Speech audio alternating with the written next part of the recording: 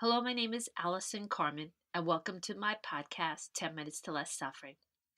Today, I want to talk to you about comparisons. I think a lot of us have had the experience when we're at work or with a friend and we start to compare ourselves.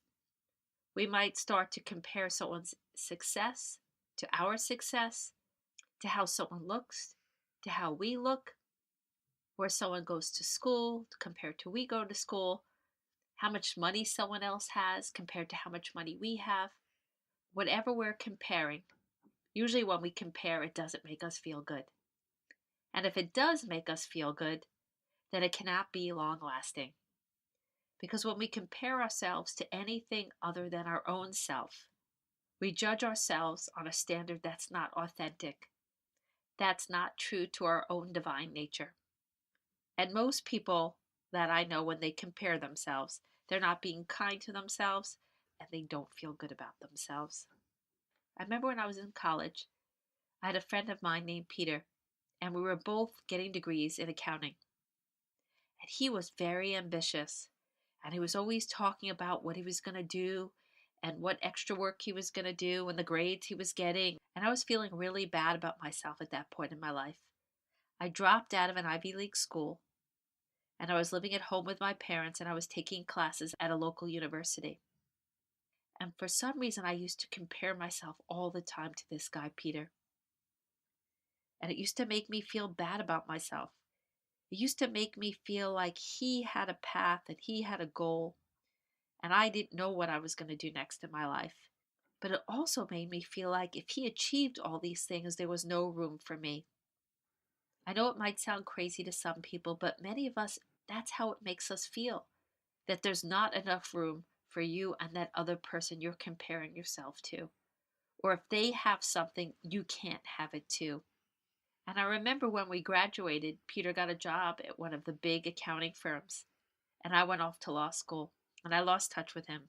And funny enough, when I was in my last year of law school, he ended up at my law school as a first year. He worked and then went to law school. And there we both were, years later in the same exact place. And there was enough room for both of us.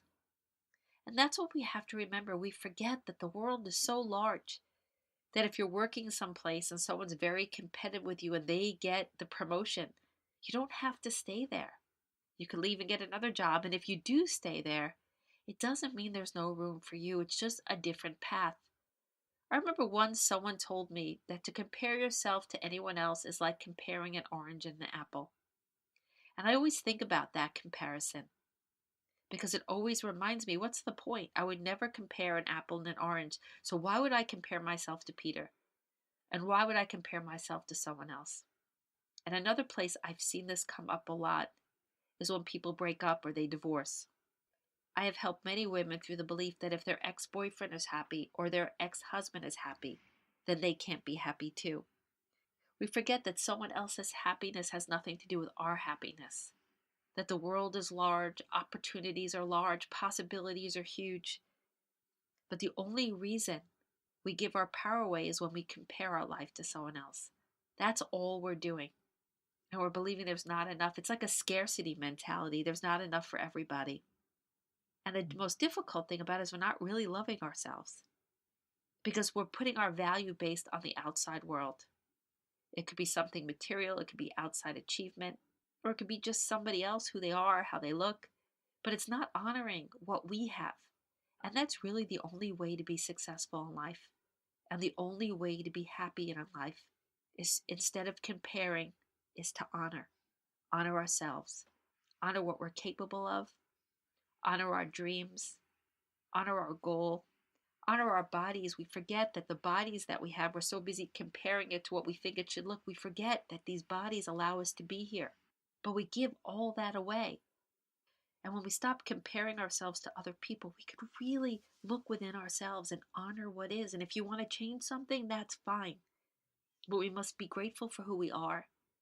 We must discover our own talents and our own dreams and our own goals and figure out what serves us, what serves our purpose. And what other people do and how other people live and what they say really is not a concern of ours. Our concern is our own path. the people we will meet, the people we will help, the people we will laugh with, the people we'll experience things with. But when we compare ourselves, we're honoring someone else more than ourselves. And without being empowered and without loving ourselves, we can only go so far. It's also so painful to want what we don't have. It's such a happier, more joyful life to honor what we have, to honor who we are. And if we want something else, we could try to achieve that.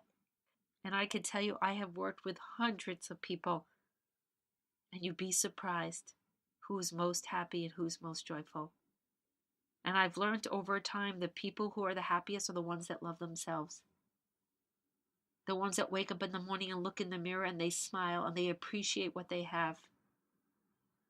Are they competitive? Do they strive for more? Yes, some of them do, some of them don't. But they stay in their own lane. They don't sit around saying, I wish I had what she had. Why can't I be more like him? Why does she have that and I don't? Those are not the people that are successful. The ones who are successful say, I love myself, I'm thankful for what I have, I appreciate what I have, and this is the life I want to have, and these are the things I want to do. How can I create this? How can I get there? You just have to focus in on your own truth and your own path. And stop looking at Instagram and saying, I wish I looked like that person, and stop saying that person's so much happier than me, and that person makes so much money than me. None of it matters. You could want any life you want, and that's okay. But when you compare yourself to other people, you're leaking. You're giving it all away. You're not going to have the energy to manifest the life that you want.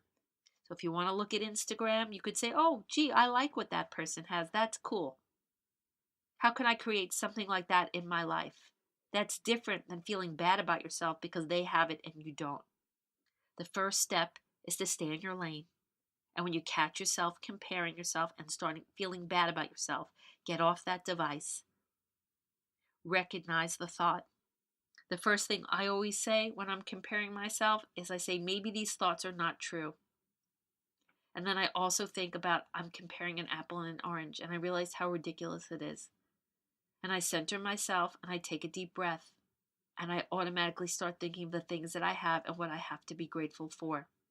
If I'm unhappy about something in my life, I start to think about how I can change it.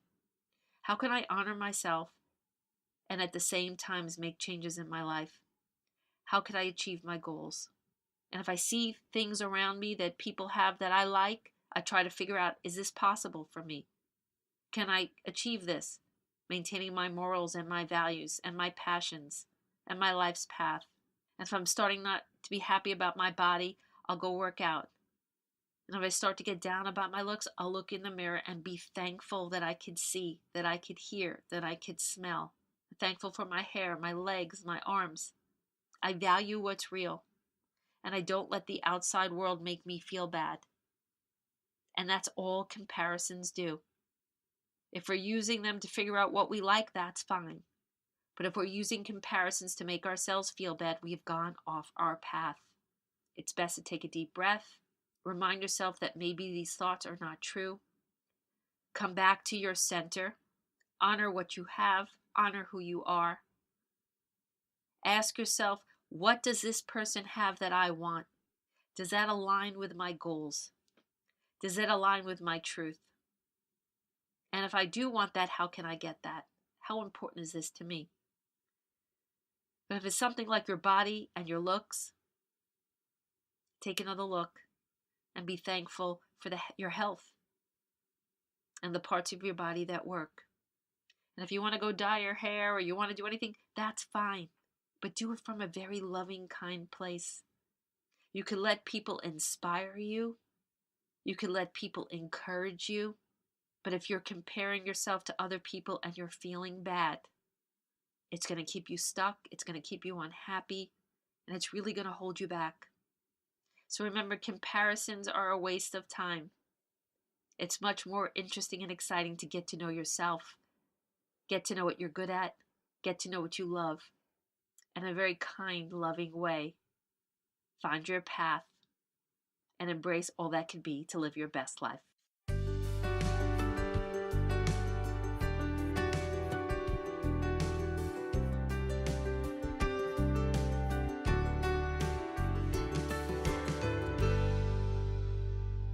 Thank you for listening to this podcast today. If you'd like to get in touch with me, you could email me at allison@allisoncarmen.com.